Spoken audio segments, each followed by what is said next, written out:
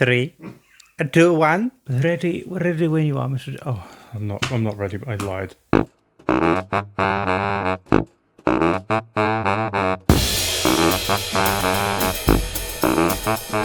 Welcome back, Mr. Timothy. Welcome back To your. I feel a little bit lost. Well, because there's no like. I'm missing a very tiny person here.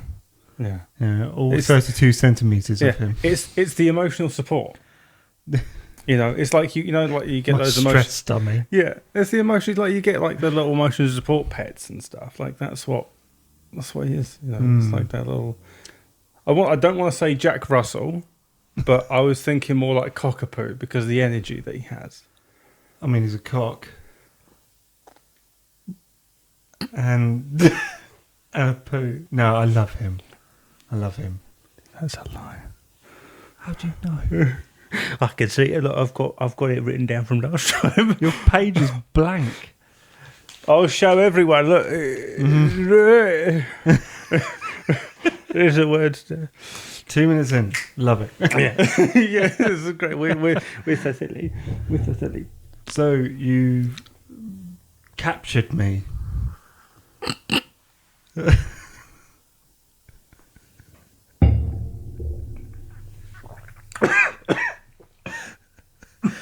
I do apologise, viewers, and for people listening. The image that I had in my head. What image? Like you could have been walking around and I have like those butterfly nets. But okay, Yeah. I mean, I went down a similar path. You said. I was thinking more of those Hessian bags, with the potato sack. You would not fit in a potato sack. I wouldn't even fit in a I am butterfly. already crying. Do you want therapy? Yeah. Would you like to lay down? Give me the notepad and pen. This is your turn to lay down. So you caught me.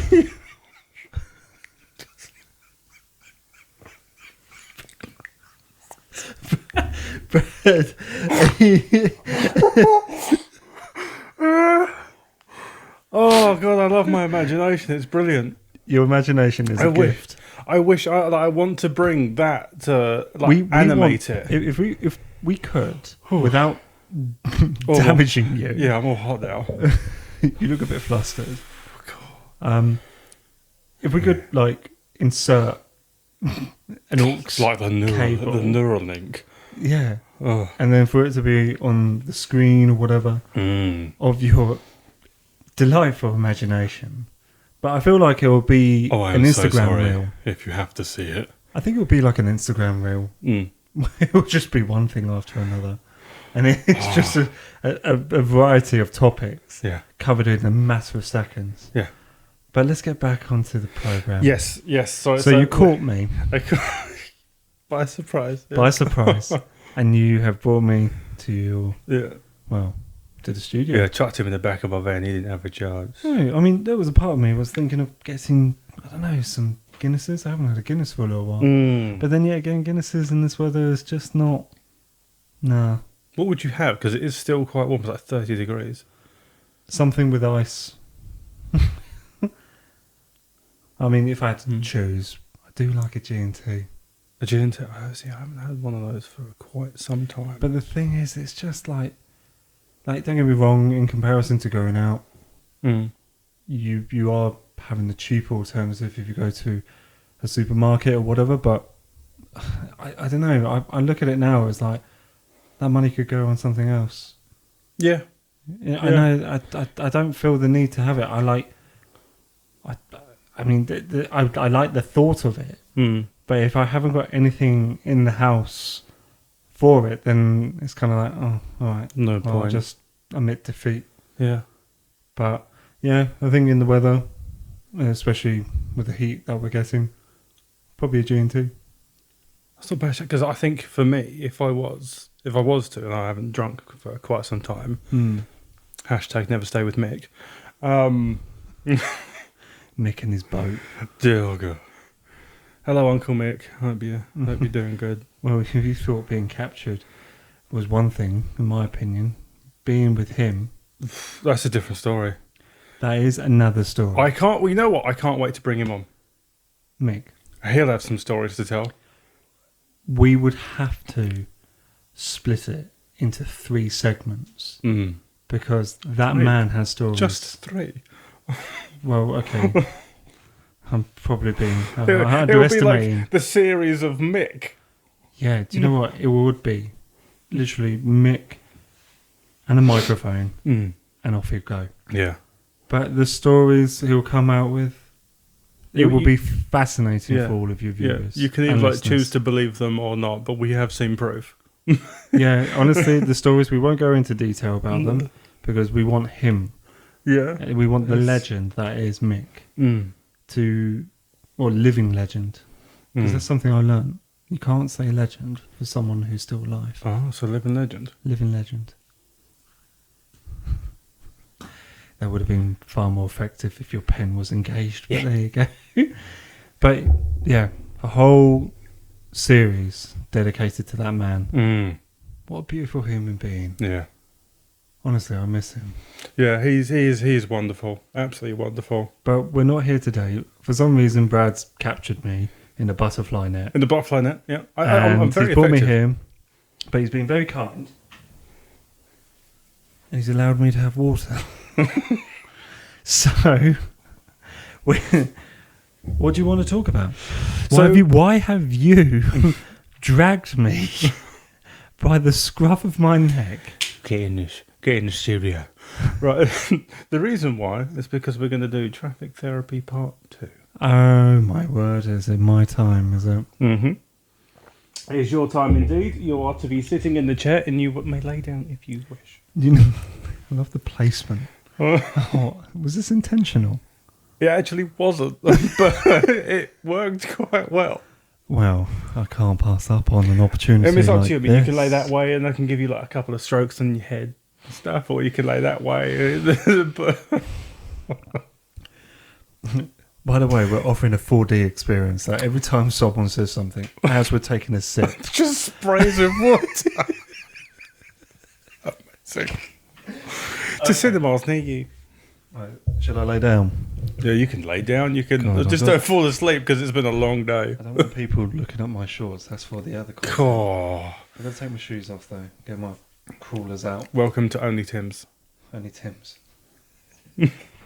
Only Tiny Tim's. Only Tiny Tim's. I'm not going to fucking. You're not. No. This is the fun. Okay, I'm ready. It's just scrunched. I look up like ridiculous. Yes, you do. Yeah. I look so. I'm really breaking. You don't have to lay there if you don't want to. You can sit up. I'm not going to lie. I may have to put my feet over. Oh, what? Good God. Cool, yeah. I bet your mechanic has this poster. Yeah, literally, paint me like one of your French girls, Joe. The Titanic. Oh my word. I've seen this movie. Right, okay. The weird thing is, I'm just going to be looking around. Yeah. If I had a fly, people would think I'm going nuts because we've just killed one. Well, we hope it's dead. I like to think so. Yeah. Heaven forbid I'm laying on it. Like snuck in last minute. We try and put the blinds down, keep it nice and feng shui in here, but no, the fly gets in. Right. Bastard. I think I'm comfy. Okay, comfy? I think so. But yeah. So basically today we are going to be talking about your experience and your stories. I will chime in with obviously my stuff. Yeah. Because there's even experiences that we share, that we've been driving together and bits and pieces like that. You know what? Not enough though. No, we do. This is another thing like we want to introduce people to, and that's us actually going out, driving, exploring, road trips, just doing bits and pieces. Like we want to get that version of it out there into the world. I think all three of us, we have had, let's say, an interest with three men who talk about cars. Yes. Yeah. And unfortunately, it's never been the same, but they decided to do something else on Amazon. Mm. And if anything, the way we behave and our interest in cars, Mm. well, I feel like we're cut from the same fabric as them. Yeah, I mean, I wouldn't say I definitely don't have the knowledge that these journalists do. No, But I'm it's- nowhere near as Oh, God, like a no. wordsmith. As silly as they are very, they're very clever in the Yes. words they choose. Yeah. So, but with regards to the outings they have, that's definitely something we've spoken about before. Yeah. Yeah, being who's who, Hmm. you know, and we have a small member of the team, so we all know who that one might be. And he has dyed his teeth white. Dyed his teeth white and had many crashes. Oh dear. I think But- I can't remember, I think we spoke about that last time on episode 3, where he did. I can't remember because we had to do it so many times. When he, it wasn't Tina, it was Harriet.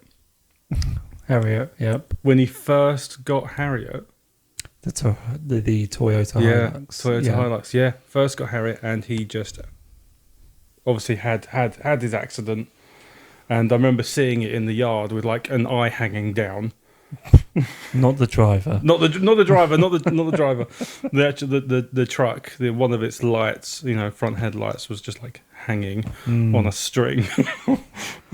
It was really bad. I felt so sorry for him Mm. because he was out in the smoking area and he was shaking because of the chaos it brought, because it was on a very busy motorway. It was on the M25. Yeah. Very busy and very... Well, it's an adrenaline as well at the Yeah. same time, like a bit of shock. I don't know if this is close enough. Hello, everyone. Everyone's eardrums have just Yeah. burst. The thing is, I do this a lot. Like, for some reason, and they don't know this, but I talk normally, and I think it's the phone that I'm using. It's just it's like times 10. You guys, for some reason, have to be a bit closer with the phones that you're using. We have to inhale the mics. But it's like this mic could be the other side of the room, and you would hear me as clear as day. So, Yes, but anyway, down to you and your therapy. So, my therapy. yes, Good God. where would you like to start? What story? If we were to talk about cars, Yep. what comes to mind first? Probably my favourite car. Mm. Like the car that I would love to have. Mm. And if this man knows, I'm thinking of the fastback. yes. The Ford Mustang 1968 In the fastback in Highland Green. green. Yes. And for the people who don't know the importance of this car, there was a very cool man by the name of Steve McQueen, Mm. and he produced a very good film. It's actually one of my favourites, and I have this little ritual where every birthday I will watch that film. Ooh. Yeah, just something I started doing back in lockdown. Excuse me. Well, from lockdown onwards. And Mm.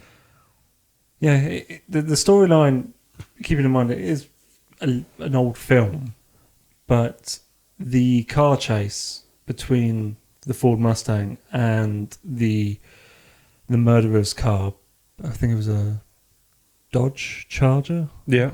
So yeah, the chase in that has always been the iconic car chase, but the Mustang in itself is so minimalistic. Mm. It's just, in my eyes, perfect. Yeah.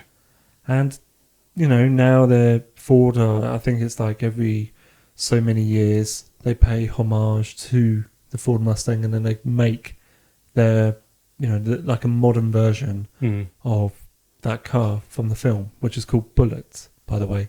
So if you're out and about and you see a Mustang that's green, look on the back, and I guarantee it says Bullet on it, Mm. spelt Bullit. So not bullet as in guns or anything Bullet like from that. a gun. Bullet's actually the name of the detective. So, but yeah, that's the first car I think of. That's when he done his film in Le Mans. Oh God! It was well, I said Le Mans. I think it was actually the Nürburgring when he went round there, and that was I've got it on one of my tops. Racing is life. Racing is life. Yeah. But everything else in between is just waiting. Mm. And that's such an iconic thing because I think it was even used in Formula One at some points. Through. Wouldn't surprise me. Oh, and that's what I used to love the song "The Chain" by Fleetwood Mac because it just sends Formula One imagery through my head. Like I know you can connect things through songs and even you drive so much and you listen to certain songs sometimes. Yeah. You could remember a road that you've driven down. From a song that you've listened to, it would just spark a memory of, I remember doing this. Yeah. No, for me, I love my photography. And then in comparison to the likes of cars as well, when you look at the certain films like Le Mans, as you're talking about, the beginning scene where you see the car that Steve McQueen's driving. Yeah. He's driving through the countryside and then he's entering the town. But it's the fact that there's a Porsche all the way through the film. So it's the Porsche that he starts off with. And then you'll see occasionally with the Porsche. A Porsche. The Porsche. Is that a Porsche Cup? Oh, yeah. This is, I unfortunately chipped it, as everyone can see. I'm very upset with myself for doing that. But this is a limited edition Porsche exclusive Turbo S mug. I got it at the reveal. Did you? Mm-hmm. Good damn. Yeah, I got it at the reveal. They are not doing them anymore, and they are very expensive if you want to try and get one. But that is actually that and the red one that you used last time, the Michelin one. I got the Michelin one from my dad because I kept pestering him. I would always use it when I went round to their house. And I was like, oh, I really like this. I really like it. It's really nice. It's my favourite. I just take it. Sorry, take it. I couldn't hate that. Yeah, I don't blame you. For a long time, these aren't comfortable. It's not that it was comfortable. I can feel everything heating up. It's very warm. It is very warm. Yeah, it's very warm. But if anyone would like to donate a fan, please donate a fan. yeah. We don't mean the ones that kind of like cheer outside or anything. We would like one that blow on us. Wait. Can you imagine?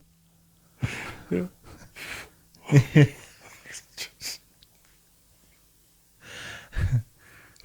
I can picture somebody out there now with a billboard.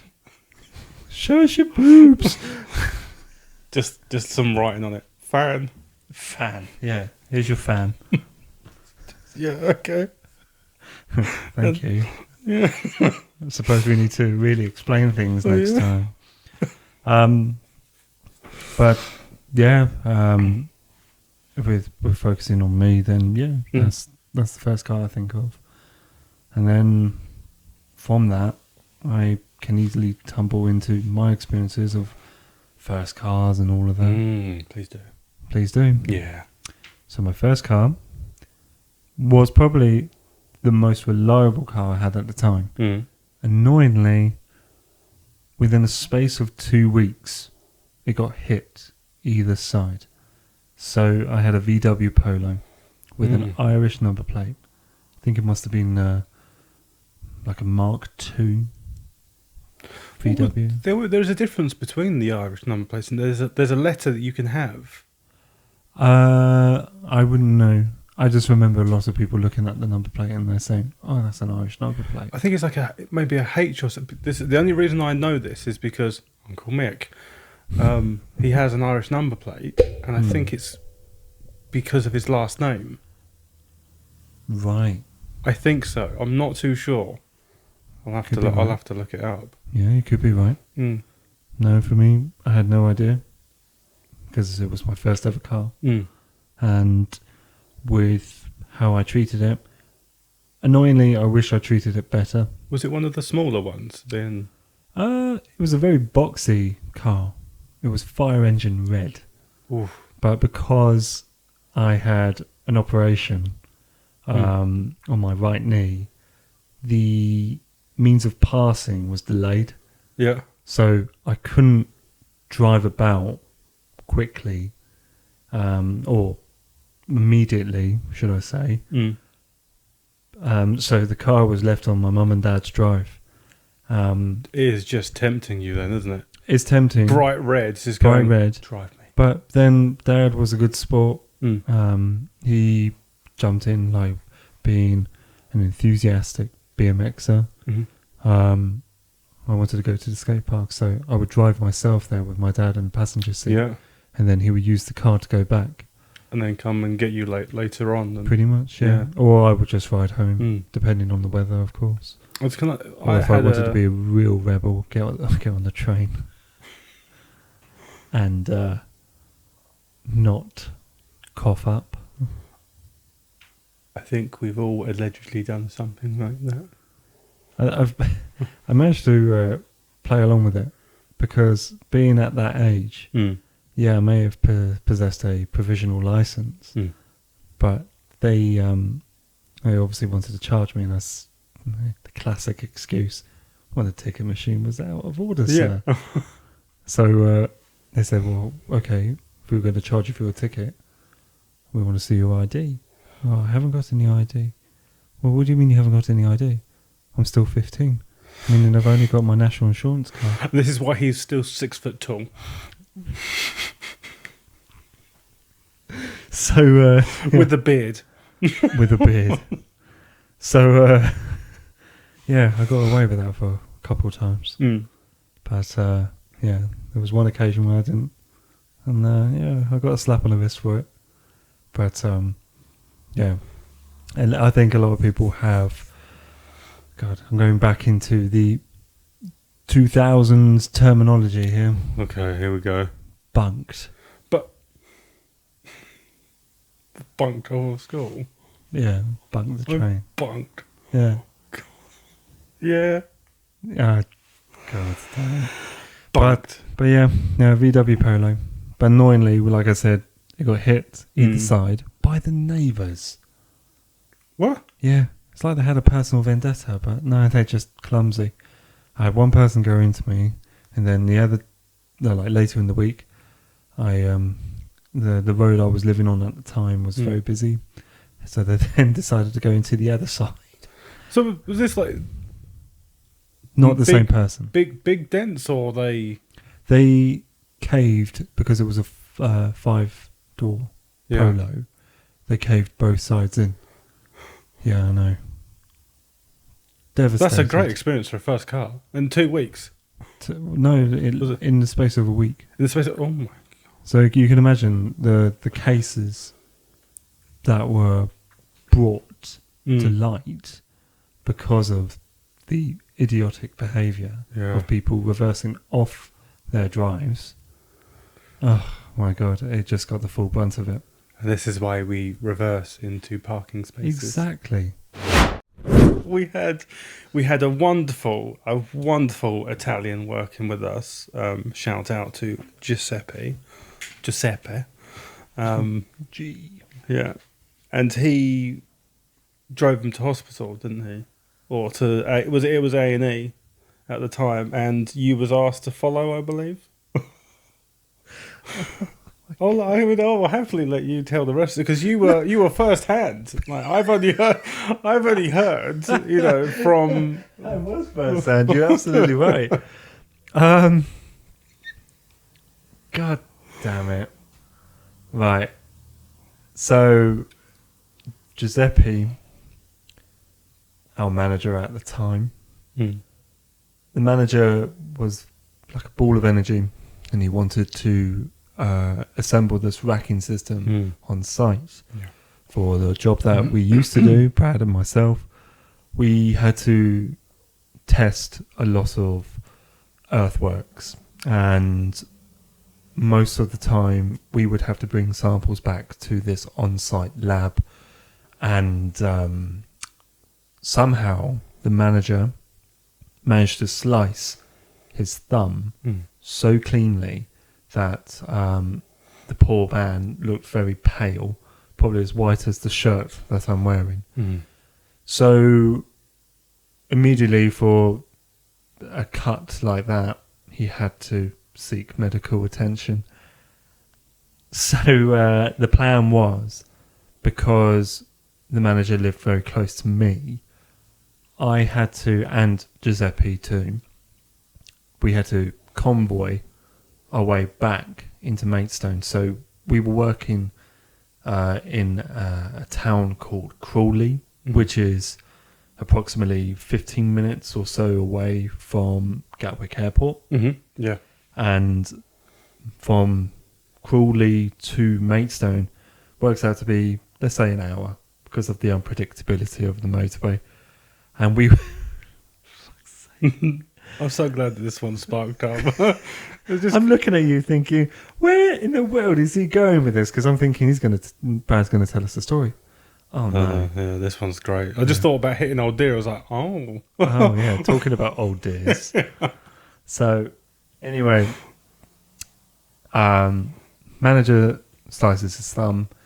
We come up with a game plan where Giuseppe will drive his personal car home with him in the passenger seat.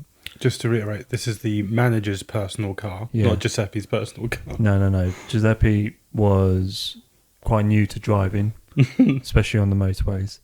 So this was a real test to see what he learnt by going into the manager's personal car. Keeping in mind, this wasn't a company car. This was a personal car. This was a personal car. Fuck sake. So Giuseppe and the manager are about to pull away from this junction, and they were just about to join a very, very busy dual carriageway. And understandably, in my defence, I'm looking up the road to seeing the oncoming cars. And naturally, I pull forward and I saw an opening. So I am there, prepped. Prepped and primed. I prepped and primed, found the biting point, applied the revs, and off I go. Little did I know, Giuseppe was still waiting.